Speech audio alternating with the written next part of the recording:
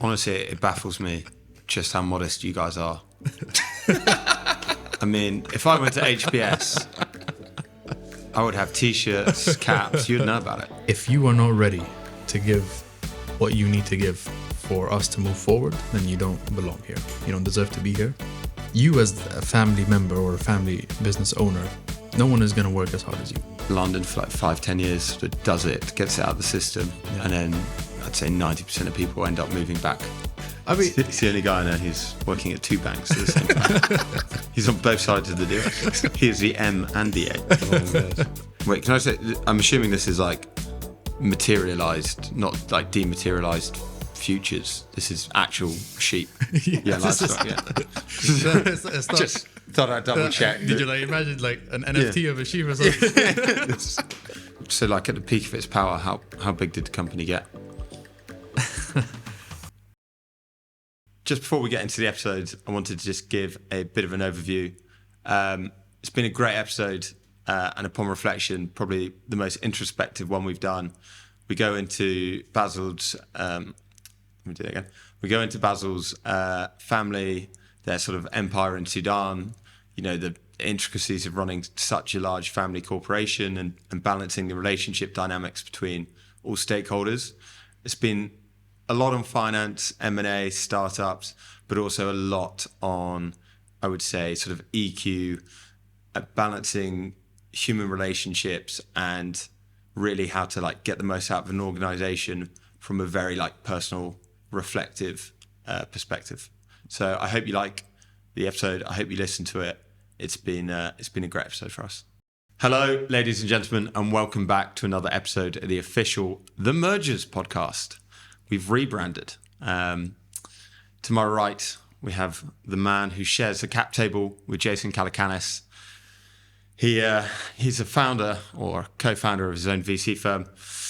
And he also, perhaps most impressively, shares a first name with the all-time great Kenny Rogers. Ken, how are you doing? Doing good. Did not expect the American lore there. That was really nice. Kenny Rogers, what a legend. I'm learning about your culture day in, day out.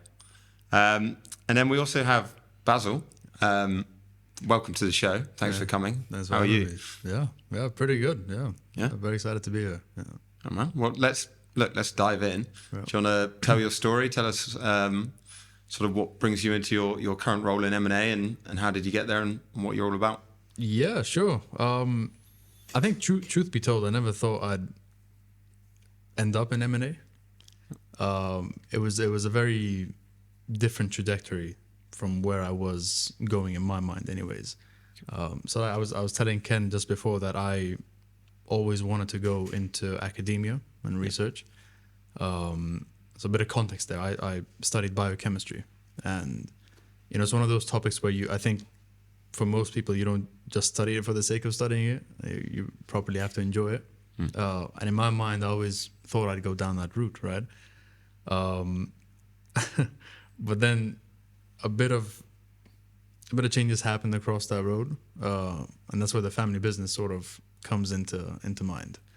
Yeah. So in my world, well, should we give maybe like a 1 minute overview of just obviously you've got some like very interesting family ties in Africa, and then you've got like you say you did chemistry, went into M&A, but also did some time. Where you're at family office and doing your own startup. Yeah. So there's like quite a few different things, like you say, that brings you to M&A. Yeah. I don't think it was ever a traditional road that I took, you know. I think, if we start with the family, for example. So Saeed Industrial and Commercial Group, we've been around since the 1940s in Sudan. And the idea really was started with one of my grandfathers. So I've got, my grandfather was the eldest, and he's got, I think, 13 or 14 siblings. Jeez. So it's but that's quite typical, I think, for African families in sort of that time, anyways, right? Just have very big families. And my grandfather was the eldest, but for a long time he used to work at the post office. And he was an employee for a bunch of his life. His younger brother then started sort of a commodity / trading house, which was basically, anything that I can buy and sell, I'm going to do that, right? Yeah. And that was sort of the start in sort of the 1940s, the mid 40s. And that business was called Ibrahim Saeed and Brothers, named after, conveniently, after the guy. And trade was going amazing, I think he was expanding quite well, and then it got to a point where just business was getting too much. He then called up on my grandfather and said, can you come and help me out with this? They came in, started working together, and eventually got enough capital to start their own manufacturing company. So this was the first FMCG, so fast-moving consumer good company in Sudan and in actually Northern Africa and the Middle East at the time. I think it was 1979 or 1980 when Saeed Food Factory opened up. And from there, I think business just kept on going. We started off with FMCG, expanded a bit more into plastics, printing and packaging, into agriculture, pharmaceuticals, mining, natural resources. So it's like a massive conglomerate at this point. I think, yeah. So just before the war in Sudan, I think at the height of it all, we were about 5,000 employees across 10 different companies, about 10 sectors. So it was quite the operation. But you get that, obviously, it was built up over generations, right? And, I grew up in a world where this type of life and this type of community, you get put into contact with other people of a similar caliber, I think. And for a lot of those guys, it was the fundamentals were the same of how you sort of grow that business over generations and you hand down or hand over to the next person in line. But for us, I think the biggest challenge was that we built all of this organically. And when I say organically, I mean that we historically never took on debt. It was just never our way of business, I think. There's a lot of questions being asked about that, as you can imagine over the years, why this ever was a thing. But I've never been more thankful actually to this day to have had that rule stay in the family business, because today with the war happening, obviously, a lot of people that I know are in tough spots, because you take on debt financing to grow your business, and suddenly everything is just gone to hell, right? So what do? It's not really your money. Someone's knocking on your door saying, "Where's my money at?" Yeah. So today we're in this situation where I don't have that. I can sleep at night knowing that no one's sort of coming for me. So I think it worked out the way it was meant to work out, right? Can I ask so like at the peak of its power, how big did the company get? You don't have to. You don't have to. No, I won't get into the specifics, but the revenue was in the 9 figures. Okay. I'll say that much. Pretty big. And is on the war aspect? Is that was that like, did that put it? I'm assuming then you're quite a well-known company, right? Yeah, I mean, Sudan is it's a small country for comparing its population versus its size, right? Before we split from South Sudan in 2011, that we were the largest country in Africa, but we're only like 45 million people, right? So really, honestly, everyone knows everyone, right? And having a company like that built over through generations, people are just naturally accustomed to who you are. They recognize the products and the brand. They trust the brands, right?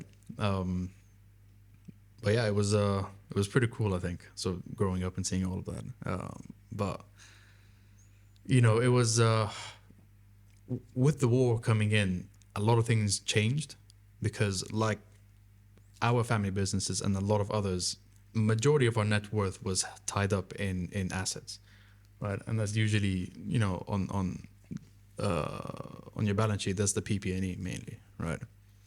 And that's just how. Just explain that so that's property, plant, and equipment. Property, plant, and equipment. So you might have a good net worth, but if it's all in machines and factories that maybe are struggling to stay open because of the geopolitics. Exactly. Yeah, and I think for a lot of us, liquidity, it's not that it was a problem, but it was definitely a constraint, right? And especially given the rule that we don't take on debt, right? Because sometimes, you know, you want to go to a bank and get, you know, a line of credit or a revolver or some sort of debt instrument to move yourself along, right? But we never operated that way. So it was always, we always had to manage, you know, that part of the business quite well, the financing and the treasury and all that. But like I said, you know, it's pros and cons to that decision. I can't tell you whether there's a lot more pros or a lot more cons, you know. But yeah. Did that come down to like I suppose like a family culture where it was just, so you said that, I think you said something like, you know, that's just not the way we did it. Yeah. I think a part of that is family culture. A big part of that as well is in Islamic culture, right? Because, you know, as in Islam, you don't sort of take on debt or pay interest. That is sort of a rule there. However many people practice that, I don't know. You know? Although there's definitely, you know, but look, I'm not here to judge anyone. I don't, you know, end of the day, it's not my decision to make, right? But that's just how it was, you know, since I was young, that's all I knew. And I think the rule, if I'm not mistaken, was that at least what we tried to live up to was 50% of the profits that we made, half of it would go back onto retained earnings. And the other half could be paid out as dividends if needed. But always 50% of whatever you made will need to stay in the company, no exceptions, right? So it's been a slow but very steady type of growth, right? It's very different. I know people who've risen to the top, you know, in 5-6 years. We had a company who challenged one of our products, came onto the market sort of within 5 years, you know, grabbed, you know, 20% of our market share out of nowhere, right? But they were able to move fast because they had their own types of financing, right? They had a lot of firepower behind them, you know. So there's always pros and cons to these decisions, right? But you just have to be resilient. You hope that your strategy is going to work out. You know, you have a plan. You made that plan. Stick to it. Trust in it. Trust in the people around it. You know, yeah. Is there are there any like noticeable difference in like the Sudanese market to the UK in terms of like, is there more of a weighting to distribution channels or marketing, or how would it differ? I think a lot of it. So I'll tell you. Let's say from my experience in FMCG, right? So when I talk about FMCG, a lot of that is the foodstuffs, the snack market, that type of thing, right? One stark contrast I'll tell you right now is that we in Sudan love sugar.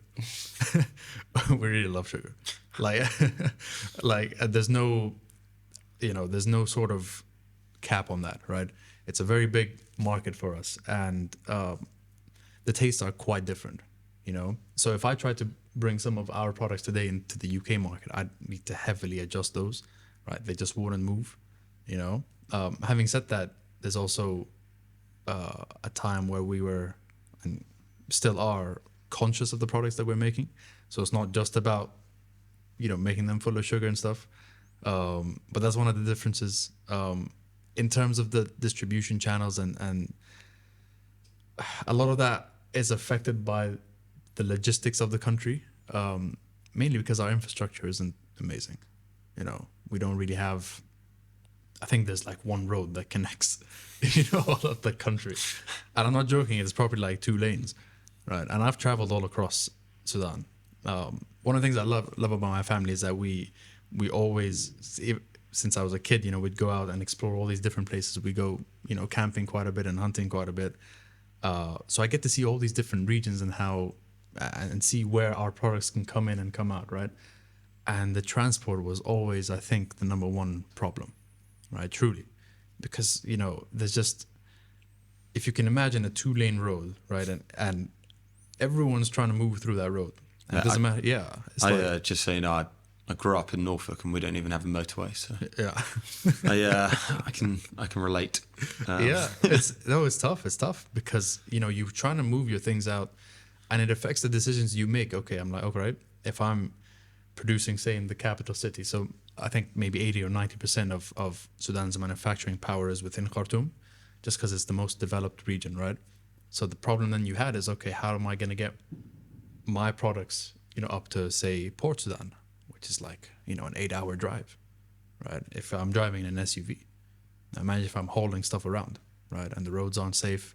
There's a lot of decisions that affect how you do that. Do I make depots closer to that location? Should I not? Once again, safety is another concern that you have to keep in mind. What is the cost of all this? Can I trust the people sort of around there? So it's a lot of things that little things that combine together and make your life and your business life in Sudan that much more challenging, right? I guess one thing you kind of like mentioned a few times, like there's like some kind of moral hazard that you're kind of assessing in other parties all the time. Like it's where would you rank that in the business so far, and what does that kind of look like in real space? Moral hazards. Wow.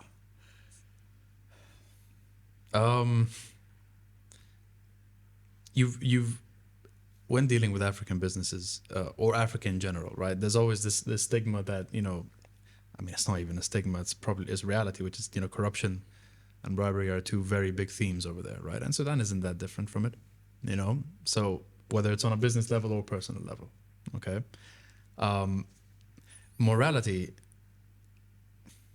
I would like to say, people are they've got something to ground them in that. Like, you don't want to be taking bribes or be corrupt, but naturally in these types of environments, if you want to cross that bridge, you got to pay the toll, right? And that's just how it is. And we've had situations even in the family business where, this was.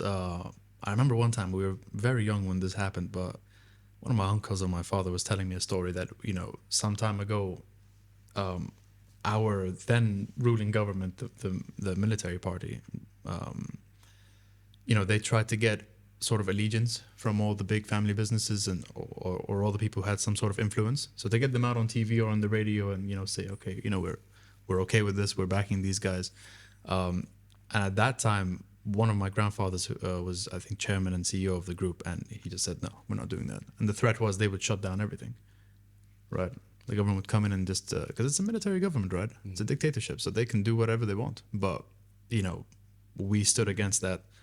And it was tough. There was a price to pay, right? But at the end, I think the decision was, look, and I think my grandfather was ready to let it all go, right? Because it's like, why am I doing this?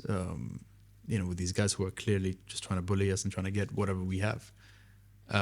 So the principles here and the morals, I think, they're very different.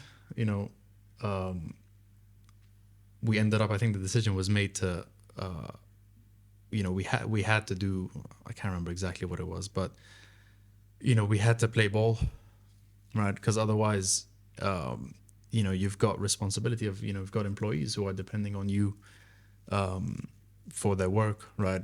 Because you are one of the bigger employers, especially in some of the factories that we have. There are in rural areas, right? So there's not much work in those regions anyways. By the virtue of you being there, you're already helping out that community, right? Yep. Now what happens if you close that down? Real people are going to suffer. So it's a decision you're faced with, and it's very different to the UK here or in Europe, right? Someone here in Europe doesn't have to think of these things, right? You don't have to sit here and say, what happens if Rishi Sunak comes into my office and says, pledge allegiance, or I'm gonna take it off. It's not, all right. It's a brutal choice. It's difficult, and like I said, end of the day, I don't know how I'd even begin to judge morality in this type of environment. Right. I know a lot of stories about a lot of people who went the other way and willingly.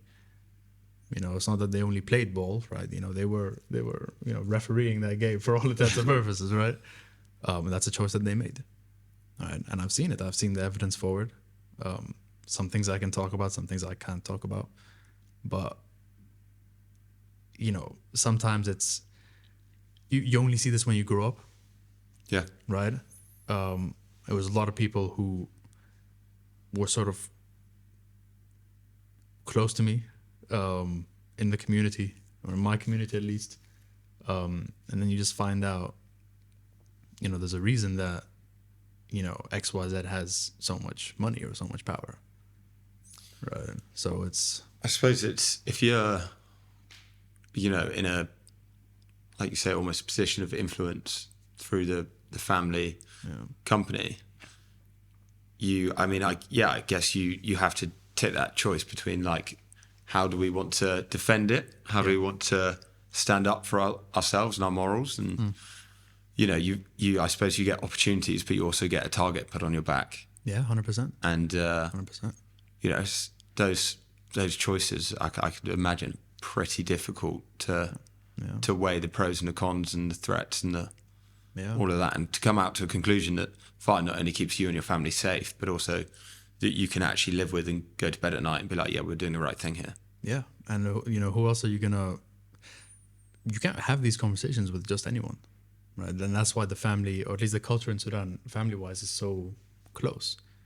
Because you don't. A lot of the times, when you're dealing with family businesses or family offices, sometimes they get people from the outside to run it. Okay, I think in our culture, that's very rare to see that. And it's not just about competence, but I think it's also because, there's everyone else, and then there's the family, right? The relations are very deep and intertwined with one another. Similar to, I think, like, if you compare to in Europe, I think the Italians are also very similar in that regard, right? Not in the sense of like the mafia, but it's those same virtues, right? They're the things that guide you, that drive you, right? They are your anchor. In this world, you're always reminded that, the family comes first. Your allegiance should be to the family. And that was one of the problems that I had, I think, going back to what I was saying about my road sort of diverging, me wanting to go into academia, and then the family sort of having a different opinion on that, right? And it's not that anyone was completely forcing me, right? But it was just that when I said, look, I might want to go into research, and they're like, yeah, but no. So like you don't have too much of a choice. And at the time, I think when I was young, when this conversation took place, like maybe 19, 20 years old, fast forward 8 years down the line, right? Back then I saw it as sort of a burden. Today I see it more of a privilege. Yeah. That it's not that, they need you here. It's not just that, but they want you here, right? And to look at people like me and the younger generations, myself and my cousins, to be able to say that to all of us and say, we want you guys to eventually run the show. We believe in you and we trust in you, and you are the new change that we need. So seeing those types of things, and especially now in the war situation, right? I think we need each other more than ever, right? They depend a lot on us, sort of myself and a few of my cousins who are out here in the Western world, who, have these relationships with investors, and we're plugged into the market and what's happening on this side of the world, right? And we need their decades of experience, right, and how to run a business, in Africa and in those emerging and frontier markets, right? So, end of the day, I think the biggest thing that just drives you and anchors you is just your family, right? In the business and outside of it.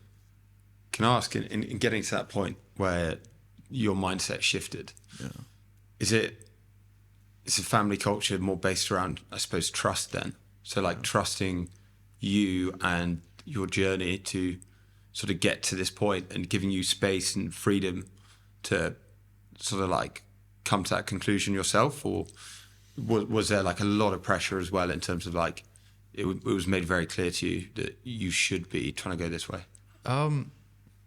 Yeah, I think there was definitely an element of pressure. It's sort of no secret that this is the way it was always gonna go, right? But you try and not admit that to yourself just yet, because look, you're 18 and you're 19, and you have all these crazy ideas that you want to do, and you sort of just got to studying here in the UK or in London. You get new experiences, you meet different people, and then you end up thinking, well, maybe I don't want to do this forever, right? But the pressure was definitely always on, right? And I think it was a good type of pressure, right? In terms of, you it's almost like a get ready type of pressure, right? This is coming for you, you know. Make sure you've got what you need to get done out of the way, and then, you know, we would like you to sort of assume this position, right?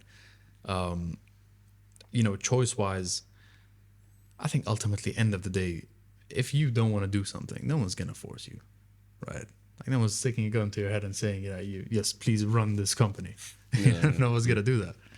I think you also have to want it, Yeah. and you have to earn it, right? You have to earn it, and that's why I think myself and a few of my cousins who came out here, what we try to do is earn that, because in family businesses, a big problem you have is nepotism, right? Just because, you know, this is my son or daughter, right? Suddenly there's this sense of entitlement that all of this belongs to me, right? So the family always tried to get us out of that mindset, right? To understand that, okay, come out here, sort of educate yourselves a bit more, get work experience out here as much as you can before sort of joining, right? And the idea was you develop this work ethic that's, you're not in the mind where, you know, yes, this is all mine, everything belongs to me, I can do what I want, right? It's not about that, right? You have to earn your place there, right? You kind of mentioned like coming out to the West, but I know back home you had your own startup as well. You made your own business, but Yeah. I guess before the business conversation, coming out here to for school and everything, how was that kind of transition going from It was. I think it was fun. It's maybe a bit different for myself and some of my friends, because London in particular, we used to come. So my family and I would come almost every summer, because in Sudan it just gets so bloody hot. It just gets so hot. So and London was always so much cooler, right? And we've got a bit of family here, so I think London was always like a second hometown to me. I felt comfortable here. You know, it didn't feel strange. And what made it, I think, even better is that, so my school, you know, we were also a very small community, and we got sort of taken out, all of us, and just sort of put here in the UK. So all the friends that you've had for all your life, suddenly they're also with you here in London and in the UK, right? So it was a really good time. But there's also elements that you miss, because, you know, home is home. Nothing's ever going to change that. You know, I've been here for, I think this is my 8th year now. And yeah, it is home in a lot of ways, right? But I think where you're from, where your people are from, where your family is from, right? You miss that quite a bit, you know. And even today, like I haven't seen my country in a year and a bit, right? For obviously the war being, you know, a big reason to that, right? But every day I sit here and like the one thing I want to do is go back to my country and just go to see it, right? Yeah, I don't think life out here is amazing, but I would never trade it for Sudan. I would never. Really? Yeah. To be fair, it's barely the same, but similar trends. I think kind of off air, same, where a lot of people in the UK will grow up in the countryside, you know, be that in a fishing village or on a farm, and then everyone moves to London for like 5-10 years, sort of does it, gets it out of the system, and then I'd say 90% of people end up moving back to where they came from. And there's that pull of, as you get a bit older, you want like a, you know, a slightly more quiet life with, you know, wife and kids, and a bit more like wholesome, being front door famous, you know, coming home, and the sort of the weekend charges and raffles slowly die down. Yeah. Yeah, I had the same thing when I was back in New York, and never really had that longing for like home like that. But when I went back, I mean, you just, those things you're so used to, you're just like, you know, it's different, man. and get back to it. Because like when you're a kid, right, and you're growing up, whether in Sudan or, you know, in the farms or in wherever you are, right, you're so impressionable, right? These memories stay with you forever, you know. And there's something always sort of just, you know, pulling on you, right? And it's that younger self pulling on that grown-up self with like, you know, this was a nice time. Let's go back to that, right? I think that's what it was for a lot of us, right? Even more so today, because we no longer have that choice to go back home, right? So that feeling is already doubled and tripled. You know, you just want to go back, right? But I mean, it's London. It's not the end of the world, right? Yeah. Pretty good place to live, I think. Optionality is such a funny thing with humans, right? Yeah. The second we can't have it, we're just like, oh, we want to like. That's the thing, That's we want it even more. Yeah, the grass is always greener, I guess. Did you view the family office as a primer for M&A, or like the family business and that culture? Did that lead you to M&A, or does M&A lead you to being the man to take over the family business? I think it definitely led me. It definitely led me there because, so part of my job, I say my job, but working in a family business, you wear many hats, right? And a lot of the times it's just when things need to get done, you just go do it, right? I wouldn't say I ever had a job description, you know. Honestly, you could be working from anything from finance, strategy, sales, marketing, operations, R&D. It doesn't matter. You know, you're just there. You have to learn about the whole business, right?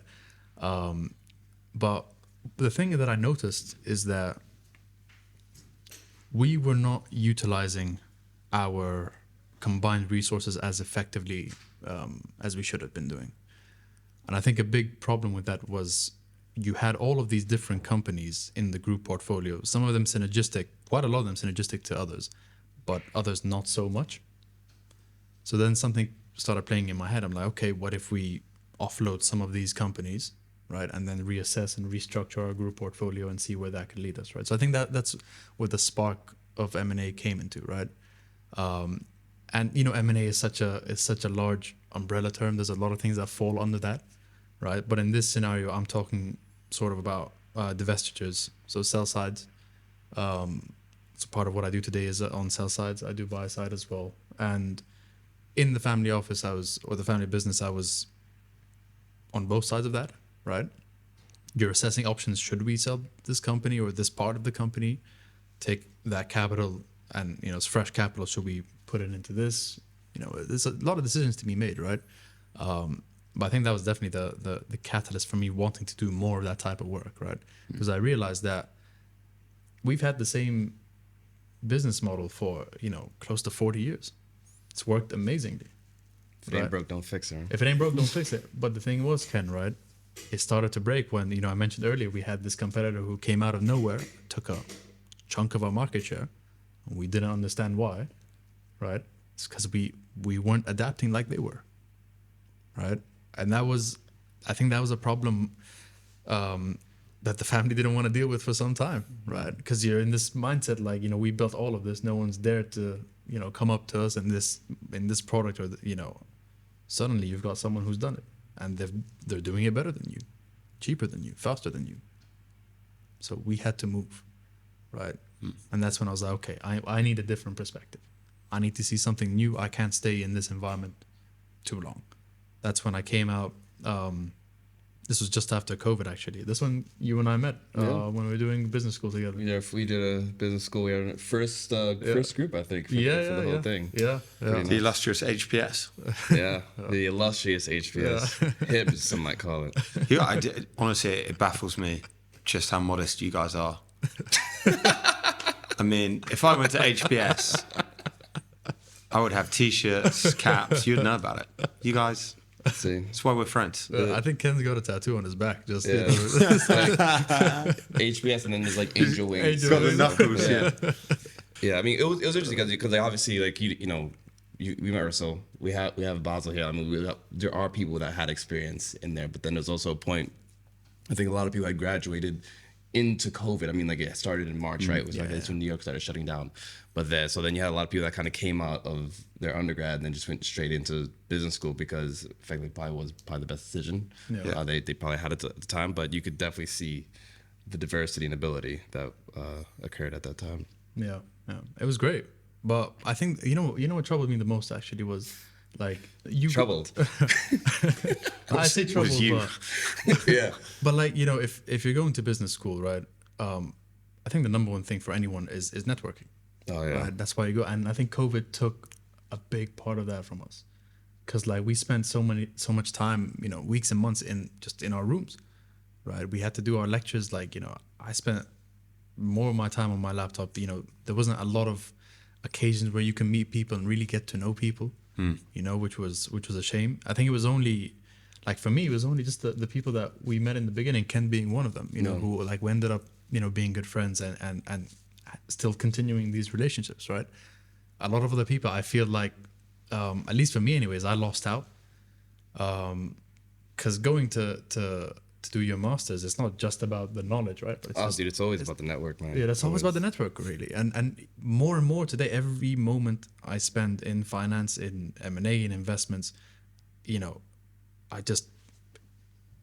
the fundamental is, it's honestly not what you know, it is who you know, right? That's what it comes down to, right? And I think business school is a great way to do that. It was a bit unfortunate that it happened through COVID, but I also think that's like a slight issue of going from undergrad or whatever to business school is, I think you need a few years in a professional setting to figure out who you are, what you're about, how you work. Probably like just time to mature as well as like a person. Like not many 21, 22-year-olds. You can tell them right in their first year at the bank. You're like, okay, but this guy with the weave and the perm, even shit. This guy with the perm. What did I say? Weave. That's actually the reason why I went to do my master's, because I figured out while I was getting good experiences working, I also realized there's a lot I don't know. I'm sitting in on meetings, right, or on discussions, and you know these words are being thrown around and these concepts, and I'm sitting there having to quickly Google, you know, what does XYZ mean, right? So I'm like, okay, that's where I'm like, all right, I need to go back to business school or go to business school for this, right? And it's interesting you mentioned it's not what you know, who you know, because we've had more than a few conversations on this podcast about, you know, unconventional routes into finance, and like there's never a linear route. You never hear someone say like, well, I wanted to get into finance, so I was gonna go to business school and, you know, apply for these jobs. But even in that process of applying, it was like, oh, they knew someone here, they had a conversation, and that kind of, you know, was part of that process, because you know you have so few of these jobs, I guess, and so many people that are vying for it, right? Yeah. And at the end of the day, whether it's, you know, investment banking or VC or private equity, it's about winning deals. Yeah. So if everyone's going on the same playing field, which they're not, you're not gonna be able to win that deal. So like, who do you know on the other side of that table that's gonna help you get across the line? Yeah. Right? Yeah. So like, I guess from, you know, you had mentioned your journey and like looking for not a role, but the right role. The right role. Into what you got into, right? Yeah. I think. I think that was probably my toughest challenge, right? So I've done many things, you know, to get to this road, right? But getting that sort of perfect job, it was something that I was also looking for. So I think I mentioned offline. It took me about 12 months and 237 applications total to get to 237 applications. Yeah. And this is like, it's not just, you go on LinkedIn, you have those one click easy. And this wasn't that. This was, you know, properly tailoring your CV or your cover letter, prepping for your interviews for all these companies, right? Aptitude tests, you know, the situational judgment tests and all these, you know, things that they make you do, and the super days that you have to prep for. And so for me, why it took that long, I don't think it wasn't a matter of not being able to get the job. It was like I said, I wanted the right job, and I had that privilege, right? You know, I had a few privileges that can support me, that floated me. I had my own money, and you know, I think the game of life, right, is to use everything to your advantage. You know, and when playing this game, right, it wasn't just about getting experience, right? If you have the option to sort of wait it out and you can feel out what opportunities are right for you, by all means go for it. Because at the end of the day, you know, it's your life, right? It's where you want to end up, what you want to be doing, you know. And yeah, it took a lot longer than I expected, but I don't look back at it. I wake up every day and I'm excited to go to work, right? And I think it's in that sense, I think I'm one of the most privileged people, right? Because being able to say that, I don't know a lot of people who can say that. You know, a lot of people will go through it. You know, they're working because they have to work or they need to work. But how many can truly say, you know, you are excited to go in and day out and do what you want to do, right? Because it came at the exact sort of confluence of my two strengths, finance and chemistry. right? So today I'm doing chemicals and life sciences M&A. It's the perfect role. I never thought I'd be here, but I'm here now and I love it. And I don't think I'll change. Not anytime soon, anyways. No. We're hoping to get someone on to tell maybe the other side of M&A, like the hours, the burnout, but like, is it the passion that fuels you through the late nights, or You can't get enough hours. I can't get enough. Not too many, not enough. I mean, it's the only guy I know who's working at two banks at the same time. He's on both sides of the deal.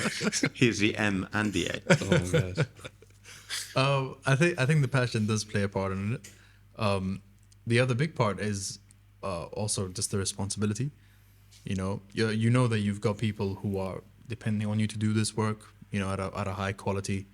And the other thing is, what you have to remind yourself, especially in places like London, like New York, Hong Kong, Shanghai, these, the financial capitals of the world, everyone is replaceable, right? You throw a stone here and you're going to find someone who can do your job just like that, right? So that's also another sense of not necessarily the motivation, but it keeps you hungry. The competition, I think, is a good thing in the city, right? Because there's no shortage of talent here in London, especially financial talent, right? There's no shortage of that, So you knowing that in the back of your mind makes you want to be better, right? It doesn't come from a place that, I'm fearing I could lose my job to someone else. It's not about that, right? But it's that I want to be the best. There's a reason why I chose to do finance in London. Because before this job, I had a few offers in the Emirates. Dubai was one of them, right? And I could have packed up my life and moved there, but I decided that if I'm gonna do this, I want to do this right. There's a reason why London, New York, Hong Kong, Shanghai, these places, why they have the best people, and all the decision makers are here because they're the best. And I wanted to learn from the best. If I wanted to be the best, you have to learn from the best, right? And that's what keeps me going.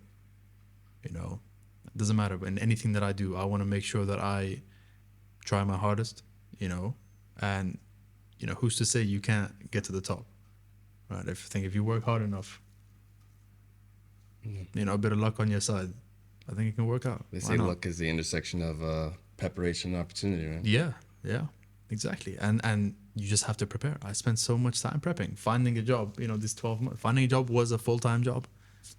Yeah, right? It's a full-time job. It wasn't one of those because I had a few friends as well who, they're applying for jobs as well. But I know they didn't work as hard as they needed to. I know that, right? Because London's a super competitive city, and irrespective of what field you're in, by the way, any field you go into in London, there's competition. Doesn't matter. Honestly, it does not matter, right? So other people just weren't doing the job, weren't putting in as much effort as they should have. I said that's not going to be me, right? I'm gonna keep working until I get it, and eventually I got it. To be fair, you are right that even private banking, which is not stereotypically as competitive as investment banking, which is what everyone thinks of when they refer to as banking. Yeah. If you're trying to win a big mandate or a big client or get access to someone who is post-exit and has a wad of cash, there's people at UBS, there's people at Citi, there's people at JP Morgan, all have the connections, all have the the work ethic, and will go compete against you with at the end of the day, like a roughly similar product. Yeah. Because I'll tell you something. Just on the roughly similar product, right? Yeah. People think banking and all that it's complex. It really is not that complex, right? It really isn't.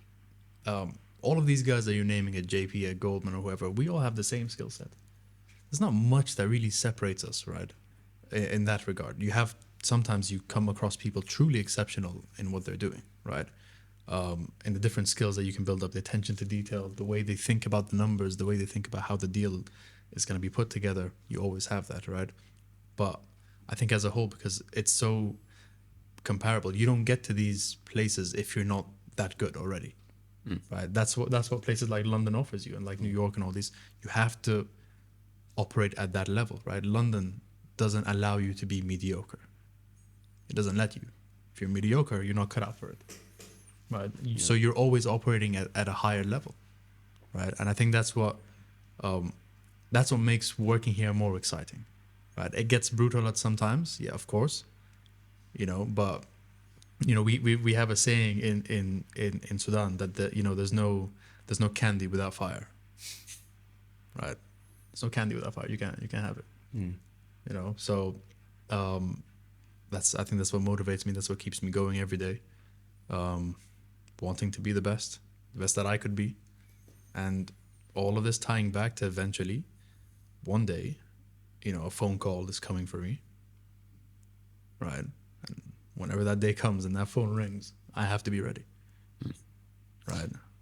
I'd say on the networking and the competitive edge though, like obviously that's one thing we're trying to do is help people with the network and help people that want to kick on. But I find it very interesting that there's two types of people, like the cold and uncompromising, who don't get the give and the take of a relationship, and then you've got, I'd say Ken and Josh, two shining examples of people that work hard, really successful, completely like mastering their own destiny.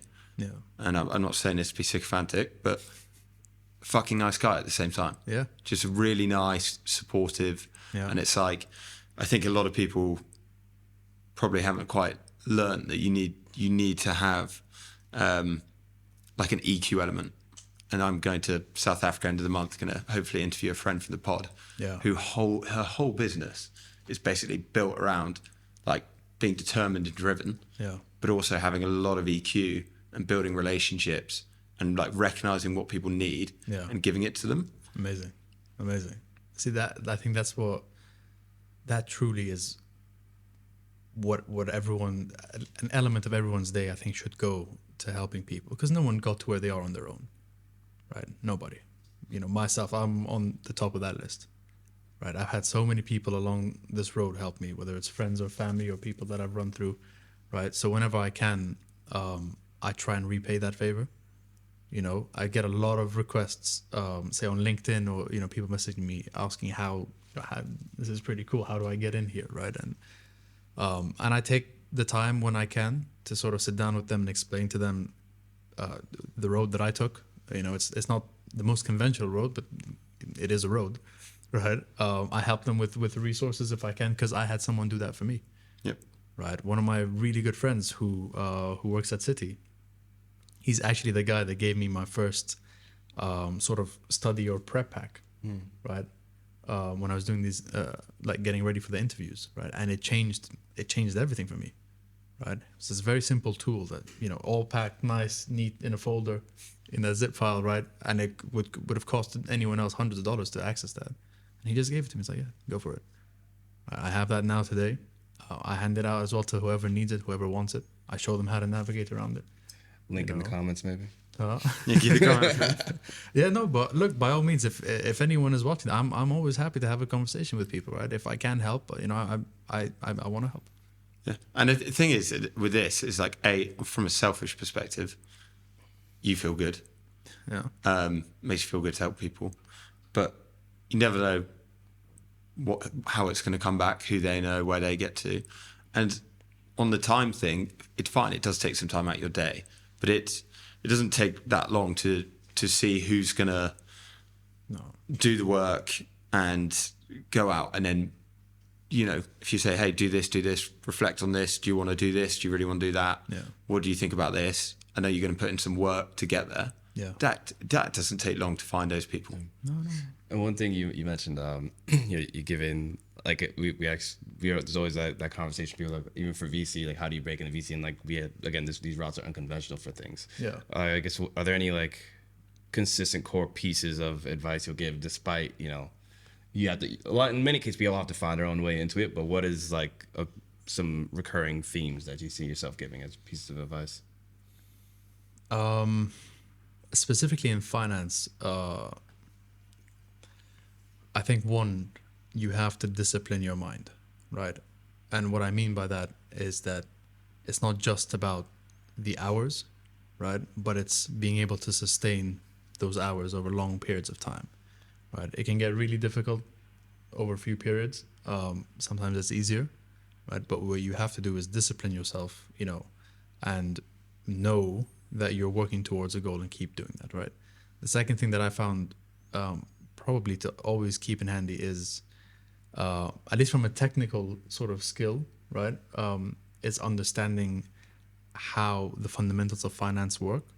And by that, I'm talking about the three statements. So like, you got your profit and loss, the income statement, got your balance sheet and your cash flow, right? Without those, I don't think you're gonna do much. Yeah, and I know this because like I've tried it before.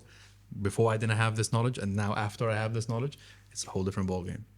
It's a whole different ballgame, right? When you see how the numbers work and how one thing on this statement affects and moves that on the other statement, right? It's a very core skill, and it's the basis of finance, right? And you need it not just when you're employed by a VC or a bank or a PE firm or whatever, but even in your own life. I think when you are assessing investments, one of the things that I like to do, if I want to put some money, say, on the stock market, right? The fact that I'm able to read someone else's financial health and understand properly how this company is functioning and be able to sort of predict where it could go, right? So even in your own life, that helps you a lot. It gives you access to another revenue stream that you didn't have before because you didn't have the skill for it before. Now you do, right? So is it something that I use every single day in my job? No. But when I needed it, I was thanking everyone that I had that skill, and I think the last thing probably always to keep in mind is trust the process, right? Trust the process. It might take time, but it's worth it. If you keep working towards a goal, right, and you keep putting in that effort, right, something is going to happen for you, and I believe that that's how it worked out for me. It's how it worked out for quite a few people that I know, right? And it's something that I'm proud to say that in my sort of circle of friends, especially here in London, everyone is on their shit. Everyone, right? Like everyone knows what they're doing, what they got to do, right? So there's always, if you surround yourself with those kinds of people and those mentalities, that's what you're going to get from it, right? And through that, you just need to know, you just have to trust that what you have going on for you right now, put in the work, it's going to work out. I like it. Yeah. I like it. It's a good point. Actual factuals. Yeah, yeah. Because you see the once again the comparisons. Like, I think everyone's gone through this at some point where you have friends around you, or people around you that just aren't helping you get to where you need to be, and not from like an exploitative, point of view, right? But you just know that me being with this kind of individual isn't gonna get me further, right? If anything, the people, like, I owe a lot to my friends today, right? The guys who are in the banks today, to my flatmates who, we're friends for a long time, and today they're like my brothers, right? And I learned a lot from them, I hope they learned one or two things from me. But what I can say is that I would have never gotten here if I didn't surround myself with those types of people, right? It just wouldn't have happened, no matter how hard I worked, right? Because you need those different perspectives. You need to see what other people have gone through and what they've seen, right? To give a bit of flavor to what you're trying to tackle and handle, right? Because sometimes you're just too close to the picture. You need someone who's outside of that picture who can objectively tell you, yeah, I think this is the right way to go about it, or I don't think this is the right way, right? It's a hedge fund manager I buy research from. You just like treat your portfolio like your life, cut out the underperforming assets. And that's like a bit cheesy and a bit brutal, but like you're like, yeah, there comes a point where you're just like, like a portfolio, like, what, I was wrong, I invested time, but but you don't regret it. No. You don't regret it because you learn from it, right? Yeah. Like, I don't regret any moment that I spent with anyone up to this point, right? A few people didn't the relationships or friendships with them didn't work out the way I thought or the way I hoped, right? But I think that's just life, right? You just go through it, and you learn from everyone, right? Like, I don't think any experience is a bad experience, right? You're getting something out of it. You now know that, okay, this type of person or this type of relationship or friendship, I don't want that anymore. Yeah. That's a good thing to know. The only time it can be wasted is if you don't reflect and change afterwards. Exactly. Exactly. Yeah. But that again, like you say, it's a bit like your career, right? That's when either you're gonna get the old notebook out and get journaling and work through your stuff, or you won't make changes and you won't grow professionally and you won't grow personally. Yeah. Sort of just limit yourself and you limit your vision, right? If you don't expand your vision and your circle and your people, realistically, how much can you see, right? Yeah, it's like those relationships too. Like, there's a point you can only manage so many, so you really have to be mindful of which ones you really put in that effort into. Yeah. I mean, like, having moved around so much, I think, like you, I never look at any relationship as like, oh, like, as like, this is the end and it's a bad thing. It's like, no, I'm just glad we were able to have that time or those experiences, and it is what it is. Sometimes those come back around. Yeah. But not forcing it, and also just giving it the time that it had, and seeing where the road takes you. Yeah, and that it works out. So say for example, like these types of relationships I really like. So like Ken and I, for example, right? We haven't seen each other in quite some time, a year or two maybe. Yeah. But coming back, you're able to kick it straight, and it's as if nothing changed, right? You can, right? I think that's what you need, and that's what you want. And as you grow older, your time naturally becomes more limited, whether it's through work, whether it's you've got a family now, wife or kids or whatever, right? Yeah. So you got to prioritize the people who are going to be there for you, right? And I think that's the mentality and mind shift that I had, not giving my time to just anyone, right? Selfish, maybe, but necessary. I think that it's sort of the marker of a person, right? It's like how many friends do they have, how many good friendships. Yeah. And like one of my good mates, like I say, barely see him, asked me to be godfather to his kid. Oh, amazing. And I was just so happy and proud that do you know what I mean? And I said to him, I was like, mate, I don't really see you that much anymore. You don't live in London and I'm in work. He's like, yeah, but just met me with kindness, and was like, I don't know. You when you find those people, like you say, you don't necessarily need to show up for them every week, because life takes you apart. But if you don't have people like that in your life, then I think it's a bit of a red flag. Okay. Can we call you the Godfather now? Yeah. The Godfather, yeah. Having said that, I booked, it's her birthday. Yeah. August. So we're going to go. Wow, what day in August? Oh, I knew that was coming. Oh, no. It's in the diary. I think it's August 11th or 12th. It's we'll book off. We're going to the Batman house. Okay. Interesting. What's the Batman house? The way they filmed the Batman films, the Wayne Manor. So apparently it's a house here in the UK. Yeah. Oh. He wants to take. She's 2 years old, so we're going to take her on a little walk and day out. Yeah, I think he's going more for him than her. Yeah. Fair. I don't think she's going to be like stunning architecture. Let's go back. Sure. And go probably in a more jokey sense. Yeah. You're quite an interesting startup. Not that it was jokey, but it just esoteric. Yeah. What was the story there? All right.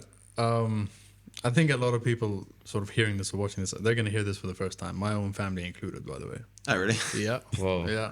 Marriage is exclusive. To be fair, I mean, did you say you got 14 grandfathers and... Yeah. That's... No. If all of them like and subscribe. Big Sudanese push. The startup. The startup, yeah. So, wow, this was way back when I was still in uni. And my first ever venture was actually in sheep and livestock trading, right? And how I got into that was, as a kid, I didn't spend that much money, if at all. So sometimes, when you get, birthday money from like your grandparents or whoever, just sort of... Wait, can I say, I'm assuming this is like materialized, not like dematerialized futures. This is actual sheep. Yeah, livestock. Yeah. it's not, Just thought I'd double check. Did you like imagine like an NFT of a sheep or something? Just basically you saying that you made a fortune in like crypto early doors. No, this was actual proper, homegrown sheep. All right. As God intended. And a lot of my friends, if they're watching this one, I think they'd remember this time as well. But that was actually my first venture, and I took sort of whatever money that I had, and it was a simple sort of trade, right? Now it's a bit interesting because Sudan, actually, we've got I think the second largest amount of livestock across all of Africa. So there's a huge market for this type of thing, right? And people gotta eat. Relatively simple, not very complex. But that's where I think all of this began, right? And the point of all of this, what I was trying to do for myself was to get that sense of entitlement out of my mind. And here's why. I'm not going to name any names, right? But a lot of the people that I sort of knew growing up, whether even in the family actually and outside of the family, other friends and stuff, there was always this air of entitlement, which I never agreed with, right? Because I look at everything around me and all this, and I look and the only thing that comes to my mind is that I didn't build any of this. Why should I think that all of this is here to stay or all of this is mine, right? I needed to get out of that mindset and show myself really before anyone that even me, someone coming from quite a well-off, privileged background, working in something like sheep trading was just fine. A lot of people look down upon roles like that or jobs like that, and I think a big part of it was almost not necessarily an FU to those people, but across those lines, right? Because it's very sometimes materialistic environment, right? People see these types of jobs and why would you do that like that? I had one person, I still remember, came up to me and said, why are you even working? Like, you can kick your feet up forever and just be chill. Like, it's an insane statement. That's what I'm saying. Yeah. Mentalities like that exist, and I've met them. Yeah. Right. I've sat down with them and had conversations, and it just completely baffled me. Not being mean, it's quite a vapid. Yeah. Where is the sustained fulfillment in the drive of purpose in your own life? Yeah. But it's like that, right? Because people get comfortable, right? That they grew up having all of these resources around them, but never had to lift a finger to get it there. And I think that's probably probably the most dangerous thing that you can have in a family business, right? Statistically speaking, right? I think, what was it? 80% of third-gen family businesses fail. Yeah. Yeah. One builds it, one maintains it, and the last one does it. And the last one kills it. I'm third family gen, right? So just reading that stat and looking more at it, I'm like, shit, So, and there's a reason why that stat is so high, right? Because the first guy, he put in a lot of work to make it stand up.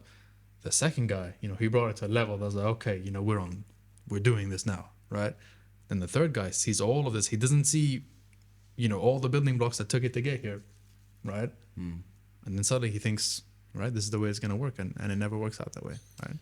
So again, not to try and make too many bad analogies, but my old man made sure that me, my stepbrother, and a lot of my cousins, basically when we were 16 or 15 to 18, every summer we'd work on the farm. Yeah, amazing. And it was like, I don't know, Amazing. £6 to £8 an hour, probably depending on the year. So not exactly, fair, but not heaps of money. Yeah.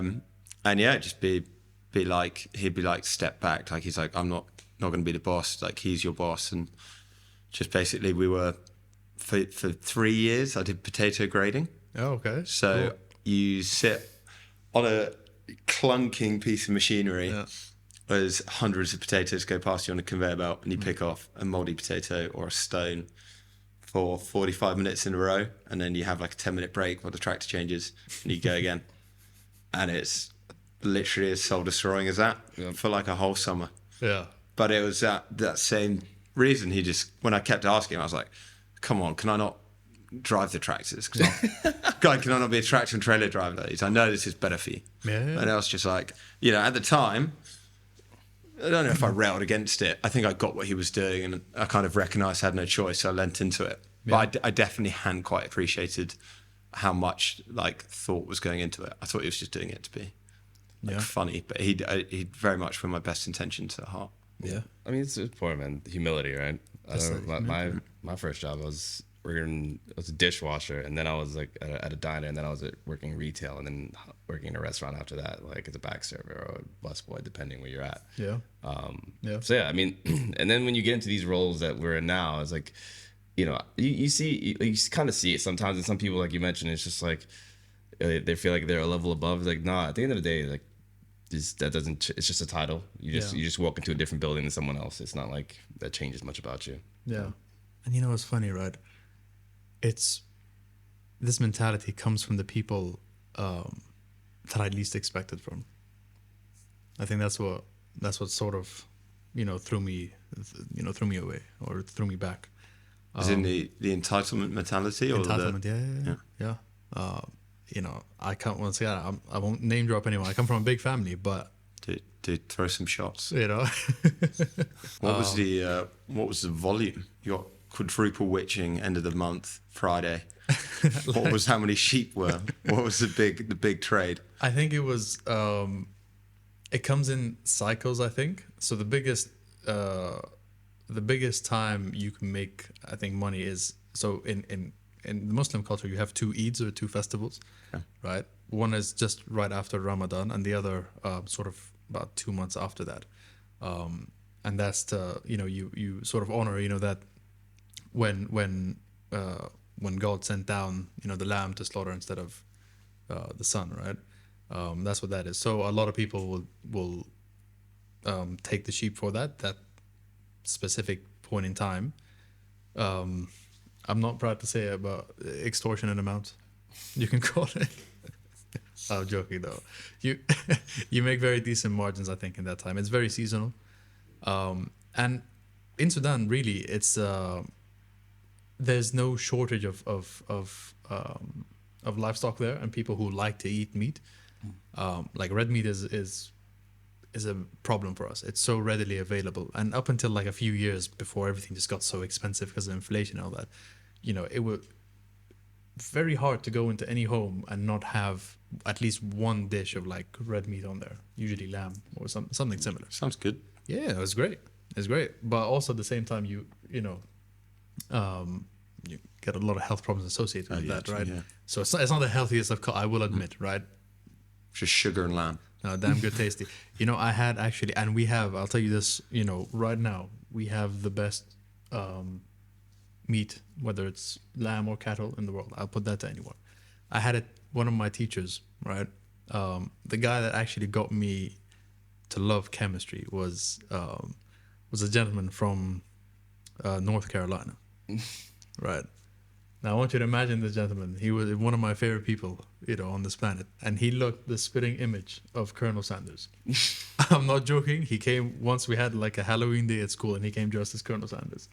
But this guy, right? And he, big meat eater, across the world. When he came, and he had like the local stuff that we had. So this is it. This is the one. So top quality wherever you go, right? I tried to get into the export business because a lot of the cattle or sheep that comes from Sudan ends up in the Middle East because they don't have that. So it ends up in the UAE and Saudi and all these places.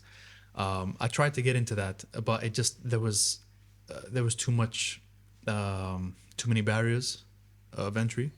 You need a decent chunk of starting capital for it. You need to know a few people. Those tolls you mentioned, right? The tolls, yeah, and rightly so, because the biggest, I think the biggest livestock company was owned by the military government. Wow. So you trying to sort of come into that terrain was, you can do it on a small scale. No one's really gonna, sort of question that, right? Yeah. But it was just a hassle, right? There was a lot of things to think about, and like the local market is big enough at that scale that I was operating at. So like, why push it further, right? So yeah, the decision I think after that was, all right, let me try something different and properly try and start something, right? Instead of being just trading, very classic buy and sell type of thing, try and build something. And this is when I first started to work with the greenhouses. It wasn't a novel idea, I will admit that, because one of my cousins and my friends, they also had a similar type of business, also in greenhouses. And eventually, we partnered up a bit down the line. But, I was able to get this operation up and running. It did cost a bit upfront capital. Not as much as you might expect. But then again, in Sudan, everything is just a bit cheaper. But still, it did cost a pretty penny. And getting it up and running was the easy part, right? I think making money is easy. Keeping money, I think that's a whole other conversation, right? That's why you hire me. Yeah, so we got to get the Godfather here. There you go. Yeah. But I think the fundamental thing that changed my whole outlook was basically what we were growing was a mix of cucumbers, tomatoes in the beginning, colored peppers, and a few like exotic flowers, right? What changed the needle for me was I realized that agriculture it's not a business. It is first and foremost a science, right? And that was the approach that I was missing from it, because I went, I honest to God, I still remember this, I thought in my mind, read 1 or 2 books. Yeah, you take the seed, chuck it in some water, some sunlight, you're good, right? Obviously that didn't work out the way it was meant to.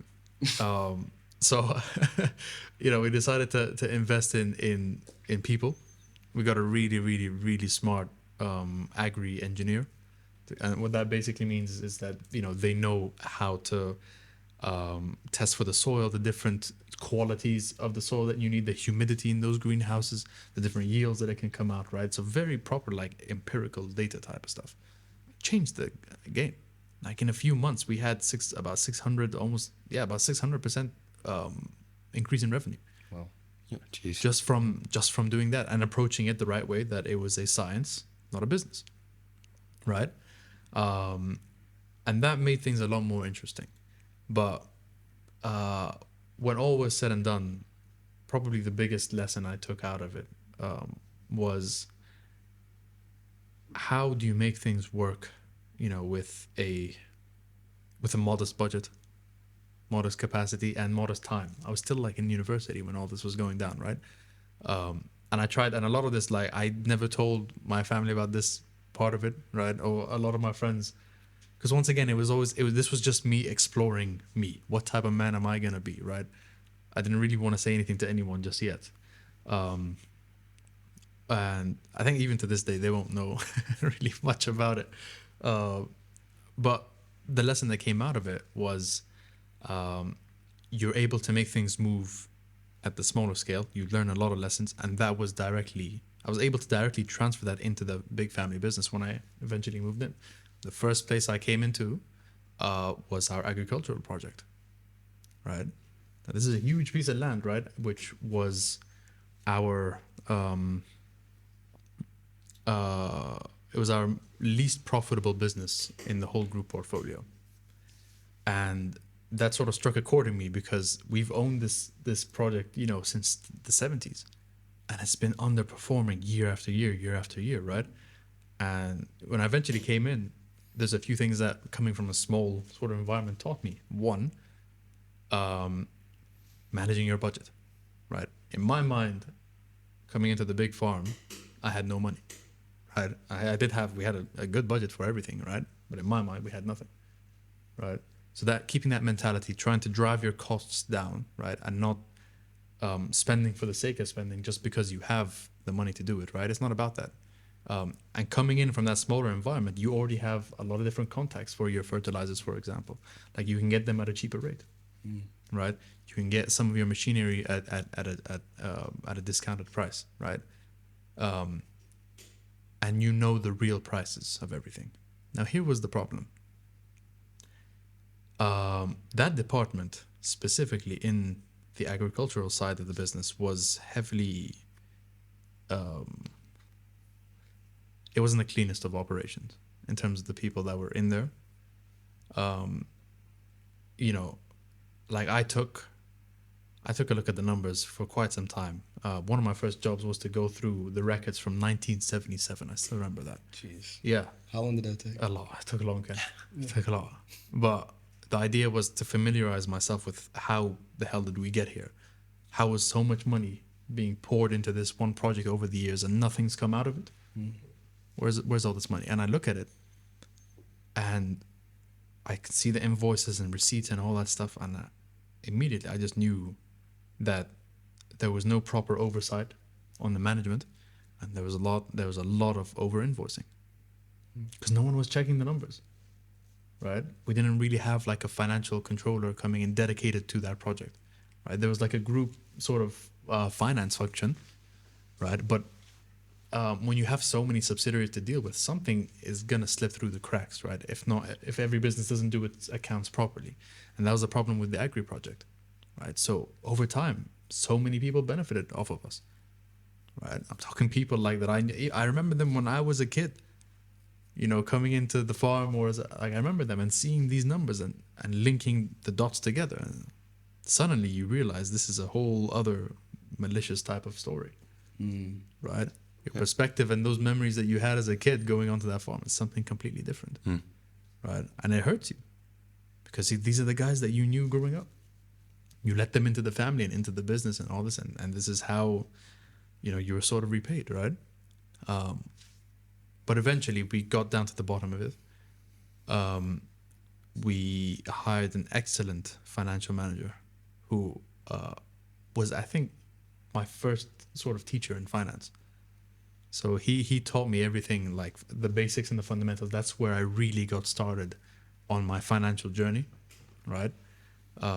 I think we started off the basics, debit and credit and all, you know, all that good stuff, right? But it was through him that I was able to realize, okay, all this sort of facilitation payments and how they were coming out and how to look for them from an accounting perspective, what looks odd, what doesn't look odd. So skills that so useful, right? Maybe not in a respectable environment like, you know, London or somewhere, you don't really have to worry about that type of thing. But then in your own environment back in Sudan, this was an amazing skill to have, right? Take one look at the numbers and you know if everything looks good or if it doesn't look good, right? But having that skill, transferring it from a small business into a larger one, I think was so important, right? Because it gave you a different perspective. And that's why I think the farm had been failing for so many years, is that everyone was still used to that big project. No one had a different perspective, and it was the same people running it for 10, 15 years. No changes really. Yeah. Right? And it was a question for me to give to the board, right? Why the hell are these guys still here? Remind me, you know, it's like, and no one wanted to be accountable for it. No one wanted to be responsible for it. Right? And you can't do much because you're still just coming into the business. You're still sort of, you know, finding your footing, right? You're not trying to rock the boat too much, but you also want to make enough noise that they hear you and they listen to you. At the same time, they still see you as, you know, these guys saw me in diapers, bro. They don't see you as this grown-up man who's trying to, you know, run this operation and do it properly. They don't really see that until you show them. Right. How do you think you're going to be able to manage the dynamics? Obviously, there's like a big element of accountability here for you. And it sounds like you're like stepping in, like you say, becoming that like man who's now coming back to run the family business. How are you going to work with the people that haven't done that journey, who are just entitled or not reflecting, not growing?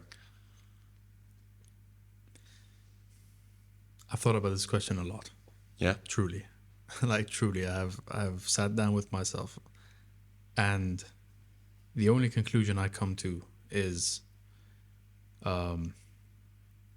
if you are not ready to give what you need to give for us to move forward, then you don't belong here. You don't deserve to be here, right?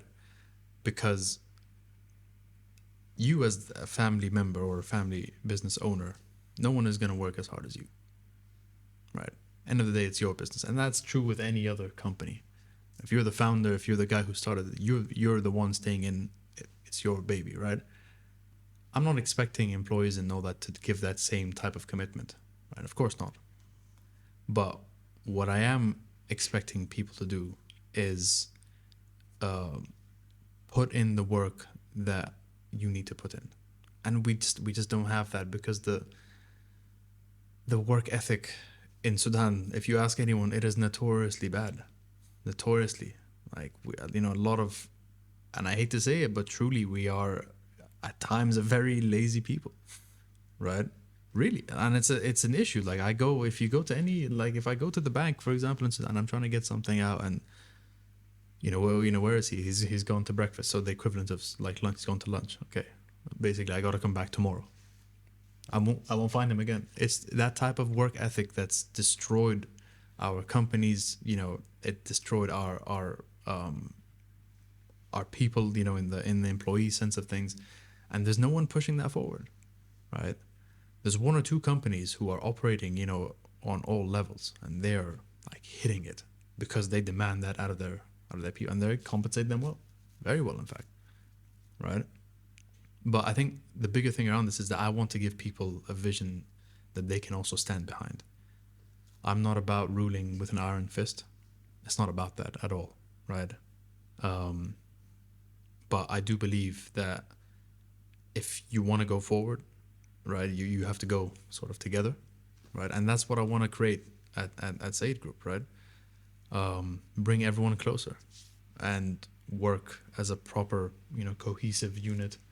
Because, like I said, we have the companies and subsidiaries, but sometimes they're just also doing their own thing, right? There's no sense of a group at times, So I think my job, what I want to do, is to reel everyone in, bring us all closer, whether it's employees, whether it's the guys that own parts of the company, bring us all together and let them know that, look, we're all on the same boat, right?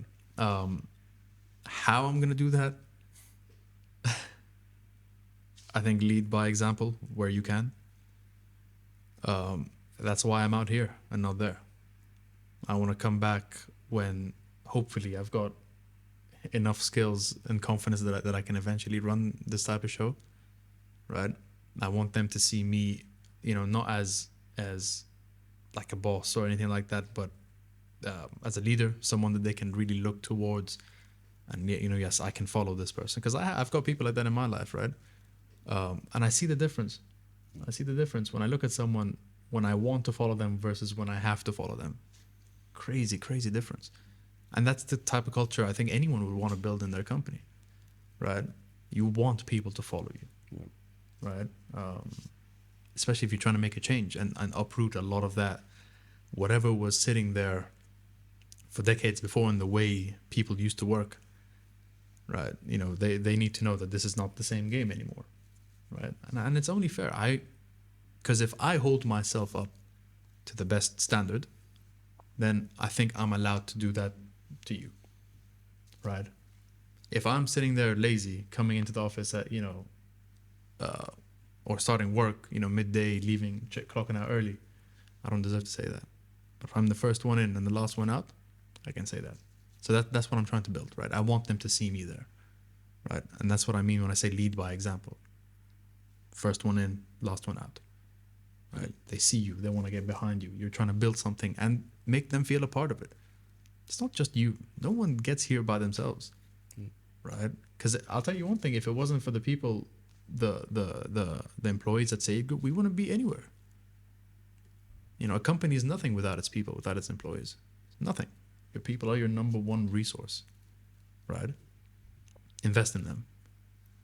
I like the approach. I like again, it's like quite like reflective, and like I'm going to lead by example, and that does inspire a lot more confidence. And I think you're right. Like, I don't have any experience running, big family empire, but if you come in day one and just sort of control and nitpick, you'll isolate yourself. I tried that. That's why I'm able to say this now. I tried it. Didn't work. The amount of resistance I got was insane. It was insane because you come off, because you know, in at least in your mind, right? You know that what you're trying to do is the correct way to do it.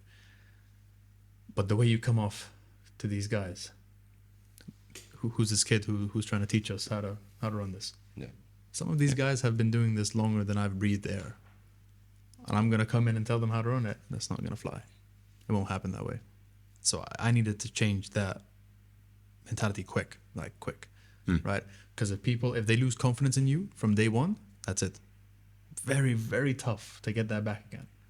And like at a point, I think when I first sort of came in, and I remember my dad coming down, talking with me, and he just tells me like, you have to be more aware of how you're conducting yourself. I get it. You're coming from outside, you know, and my work ethic is a lot different now. Like having worked in London, very different to the guys back home in Sudan, right? So sometimes things don't get done the way that I would have liked them, right?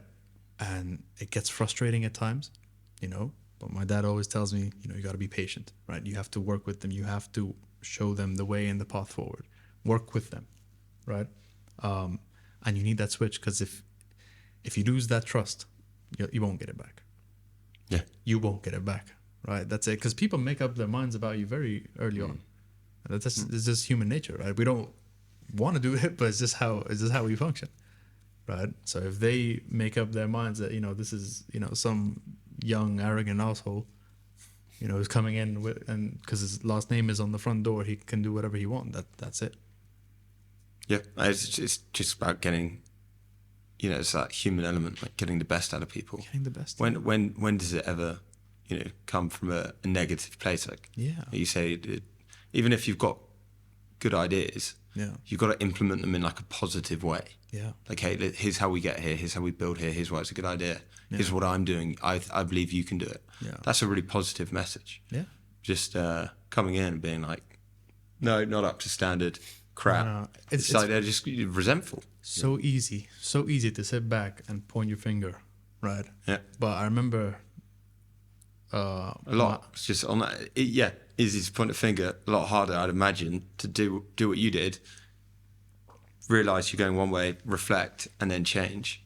Yeah. And how much better is your life for it? Yeah, incredible. Because it's and I tried to live this way from a long time ago, because in high school, one of my favorite maths teacher, he used to tell us that whenever you point a finger, you've got 3 pointing back at you, right? And, you know, that's always stuck with me. Always stuck with me, right? Don't point the finger, right? Show them the way. Try, work with everyone, and keep these open. Listen to them, right? Don't think that you're the only person that knows everything. You're not. You're not, right? I think a good leader isn't one who knows everything. It's one who knows what they don't know, right? If you can admit that to yourself and say, okay, I need help, let me listen, you're going to be in a good place. But if you start going around and just, you know, formulating this and like, yeah, everyone is going to do it this way, or you're out, that's the door. No, don't do it that way. It's like it's just a dangerous mindset. Yeah, and it's and no one wants to work with you when you conduct yourself that way, right? And the day we're humans, we want to work with people that we like. It's so much easier if people like you. I'm not saying that, you know, go out there and be likable just for it, right? But it's easier, right? Like, be authentic, your authentic self, but also listen to people, respect people, hear their opinions, and properly hear their opinions, right? Make them feel involved, bring them in, and you'll get so much more out of it. Get so much more out of it. Because I had, you know, when I first joined, that was, it was such a problem for me. Trying to come in and like, not necessarily order people around, but I guess you can call it that, right? But that didn't come from a place of, I think, entitlement. It came from like, I know what I'm doing. This is a new way. We're going to do it this way, right? I could still do the same thing, just changing the manner in which I actually do that, you know, yielded far better results for everyone, you know? And I think that's that's the take home, I think, from all of this, right? People, invest in them, conduct yourself properly, adequately, and don't be an asshole. Easier Simple. said than done. Yeah, well, At least starting out. yeah. I think everyone gets there, hopefully. So some people maybe don't have the depth, but Yeah, I mean, Like I said, common sense is in common. I would say it's within that vein as well. Right? yeah. But yeah, I mean, look, ultimately, it's just whatever you give people, that's what you're gonna get out of them. That's at least from what I've seen, what I've tried. That's been that one thing I can properly, absolutely say, 100%. Success rate. Right, treat them properly with respect, with dignity, listen to them, and you'll get all of that. yeah, and it's quite ironic because if you're, like you say, if you're coming in trying to make it like exert some control to make it really successful, Yeah, there's a very self-defeating way to go about doing that. And so like you have to kind of like take almost the opposite route, and instead of seeking control over everything, yeah. give some trust. Give some trust. And Delegate. it's scary to let go of the reins, but it's Yeah, but like I think every when all those third gen family businesses, the 80% of them, that statistic we talked about, I think a lot of them probably would have failed because of that. Simply not having the right mentality, having that entitlement. Because you grow up, because you don't see any of this. Like I grew up, having all these privileges and resources around me, right? So it does, if you let it, it will get to your head. Yep. It will get to your head, right? So you have to always find something that pulls you back down, right? Something that cements you, that acts as your sort of anchor or gravity or whatever you want to call it, right? But a lot of these guys that failed, and I've seen other examples as well, even in Sudan, people that I knew in their companies went on this because they weren't doing it the right way in terms of treating their employees and their people, right? These things have a very funny way of coming back at you, and you're responsible for them ultimately. You as like the employer, especially if you're quite a large employer, and you're making these contributions, you have to, you got to take care of people so that they can take care of you. You can find me on Forbes. No, honestly, just shoot me a message on LinkedIn. You can check out the website for my firm, CCD Partners. I'm on there. There's a bit more on my profile. My email's there. Shoot me an email.